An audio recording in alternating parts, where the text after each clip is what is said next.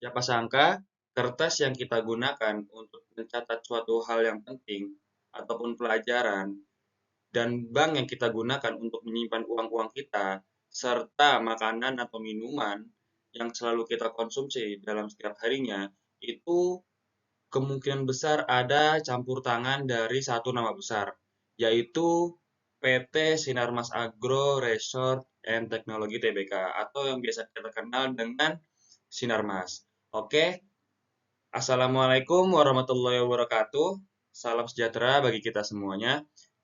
Perkenalkan, nama saya Syawal Zain Rizkilah, biasa dipanggil dengan nama Syawal, dengan NIM 24031022209. Di sini saya akan sedikit memaparkan tentang perusahaan Sinarmas Agro Resort and Technology Tbk. Tujuan saya membuat video ini antara lain ialah yang pertama untuk edukasi teman-teman sekalian, para penonton, dan juga untuk memenuhi kebutuhan saya akan tugas pengantar akuntansi 2 yang diampu oleh Ibu Wiwin. Oke, baik. Di sini kita bisa lanjut. Yang pertama ada nama dan bidang usaha. Di sini namanya adalah PT Sinarmas Agro Resort and Technology Tbk atau bisa disingkat dengan SMART. Di sini bidang usaha yang saya gunakan, yang saya bahas ada agribisnis kelapa sawit, perkebunan pengolahan, produk konsumen, dan energi berbasis kelapa sawit. Sebenarnya Sinarmas Group ada banyak sekali teman-teman. Ada perbankan, ada energi, ada infrastruktur, dan yang lain-lain. Tapi saya di sini hanya mengambil tentang manufaktur kelapa sawit saja atau pengelolaan kelapa sawit. Oke, kita bisa lanjut lagi. Setelah nama dan bidang usaha, kita akan membahas tentang tahun IPO dan kode saham. Nah, pasti dari teman-teman masih bingung ya, apa itu IPO? Nah, IPO itu gampangnya seperti ini teman-teman. Ketika misalnya kita mempunyai suatu perusahaan dan kita ingin mengembangkan perusahaan kita dengan waktu yang sangat singkat, tapi kita membutuhkan dana, nah kita akan membuka IPO atau waktu di mana pertama kali kita membuka saham kita untuk diperjualbelikan. Nah, gampangnya seperti itu teman-teman. Nah, ini kode saham yang terdaftar di Bursa Efek Indonesia PT Smart itu SMAR. Smart. Nah, perusahaan ini membuka IPO di tahun 92 dan sekarang masih terdaftar di Bursa Efek Indonesia. Lanjut. Nah, di sini ada produk unggulan. Nah, tapi saya mengambil gelintir kecil ya teman-teman dari produk unggulannya PT Sinarmas ini. Nah, ini yang pertama ada CPO. CPO ini crude palm oil atau bisa kita kenal dengan kelapa sawit. Dan yang kedua ada palm kernel. Yang ketiga ada minyak goreng. Nah, yang di samping-samping sini ini itu merek-merek yang bisa kita jumpai di warung terdekat. Ada Vilma, ada Kunci Mas. Nah, yang keempat ada margarin dan shortening. Shortening itu kayak sejenis mentega gitu, teman-teman.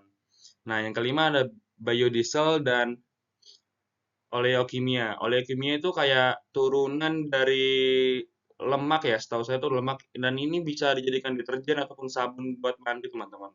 Nah, itu beberapa produk dari PT Sinarmas. Kita lanjut. Nah, ringkasan performa tahun terakhir. Jadi, waktu tahun 2024, PT Sinarmas Agro ini mendapatkan pendapatan, ini kotor ya teman-teman, sebanyak 78,8 triliun.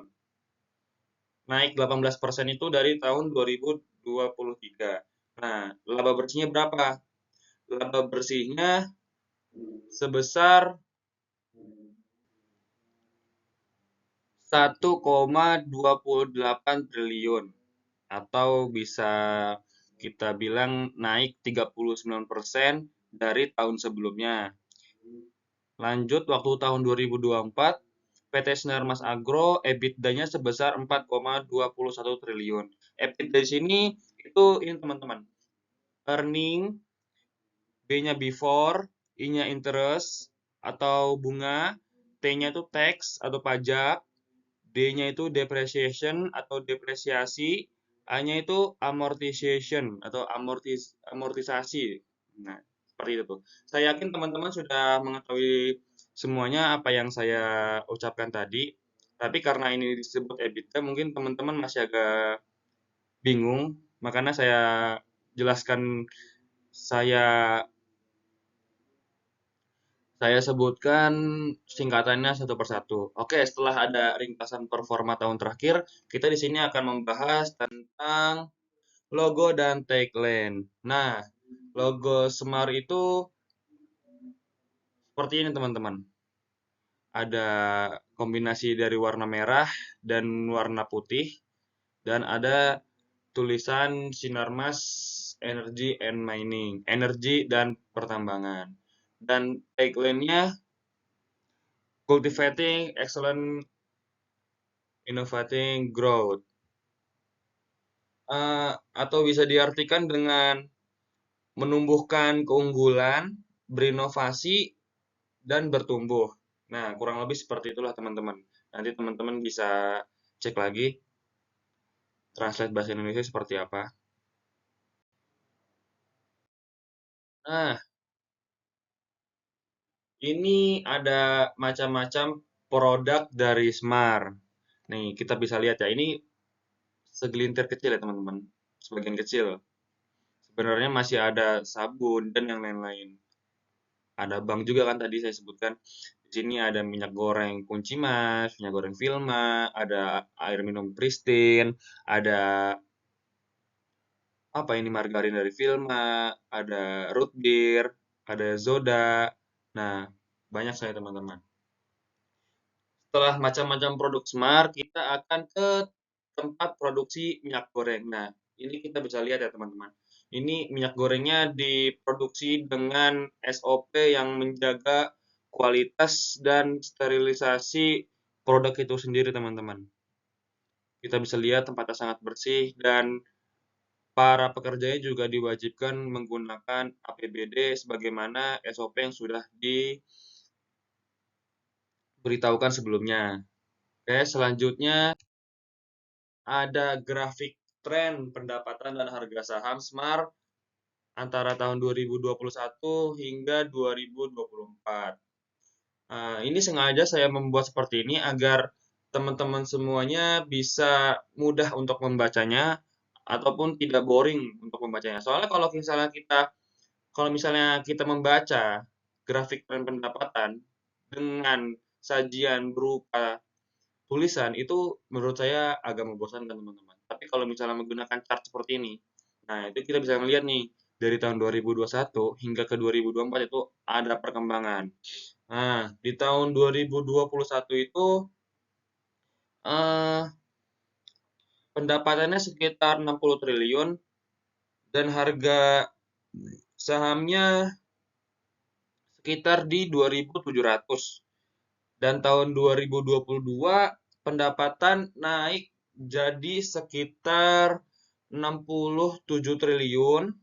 Ini bisa kita lihat, ya sekitar 67 triliun. Dan harga saham naik ke sekitar 3.200. Nah, di tahun 2023 pendapatan itu masih stagnan di angka kisaran 67 triliun. Nah, tetapi harga sahamnya naik menjadi 3.450 di tahun 2023. Nah, yang terakhir di tahun 2024 itu pendapatan naik signifikan. Nih, bisa kita lihat chartnya ya. Dari 67 ke 80 triliun. Dan harga sahamnya hanya naik sedikit dari 3.450 menjadi 3.500. Nah, itu untuk grafik tren pendapatan dan harga saham dari PT Smart. Nah, ini ada sorotan media tentang PT Smart itu pernah disorot di media apa saja.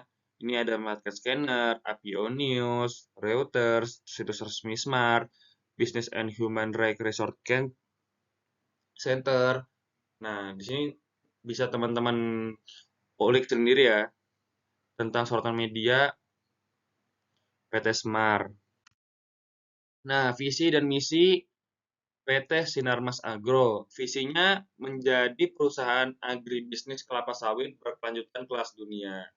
Nah, misinya produk berkualitas tinggi, komitmen terhadap keberlanjutan, dan nilai tambah bagi pemangku kepentingan.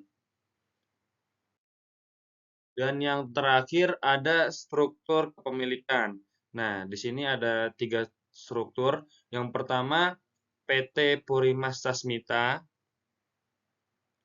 itu sebanyak 92,4% atau keluarga Wijaja. Nah, ini keluarga pendirinya.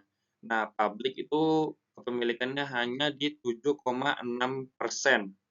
Dan ultimate owner tuh seperti ini teman-teman. Kepemilikan akhir. Coba bayangkan ada perusahaan A, B, dan C. Nah, perusahaan A dimiliki perusahaan B. Perusahaan B dimiliki perusahaan C. Nah, jadi kepemilikannya itu terhadap perusahaan A itu siapa? Ya, antara lain ya perusahaan B dan perusahaan C. Tapi yang dimaksud dari ultimate owner ini itu kepemilikan akhir. Jadi perusahaan A dan perusahaan B ini secara nggak langsung milik perusahaan C.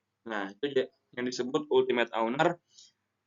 Di sini ultimate owner dari PT Smart adalah Wijaja Family Master terus via Jesslyn Wijaja. Nah, ini namanya teman-teman. Nah, baik, semoga dengan video ini bisa mengedukasi teman-teman semuanya dan semoga apa yang saya paparkan bisa menambah wawasan para penonton bagaimana kita mengetahui bahwasanya yang kita konsumsi, yang kita gunakan sehari-harinya itu ada campur tangan dari satu nama besar ini, PT Sinarmas. Dan semoga edukasi yang saya berikan menjadi keberkahan untuk kita semuanya. Amin, amin, ya rabbal alamin. Sekian dari saya. Mohon maaf bila ada kesalahan. Wassalamualaikum warahmatullahi wabarakatuh.